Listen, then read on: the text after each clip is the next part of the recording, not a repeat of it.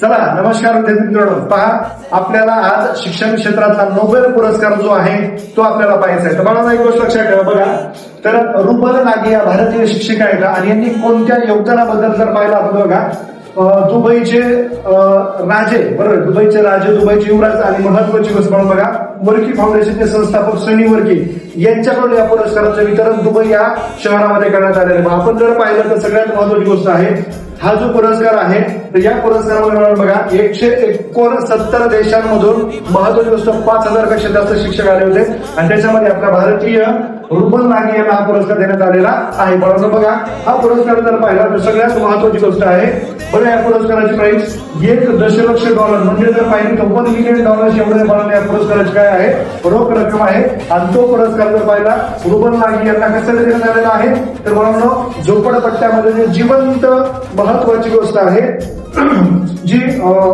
व्यथा असते त्या व्यथेला मला काय केलेलं आहे तर खुल्या वर्गामध्ये म्हणजे महत्वाची गोष्ट आहे, खुल्या वर्गामध्ये त्यांना शिक्षणाचे सर्व चाहूल वगैरे त्या विद्यार्थ्यांमध्ये घडून आलेले, म्हणून यांना हा पुरस्कार देण्यात आलेला आहे. चालत जय हिंद.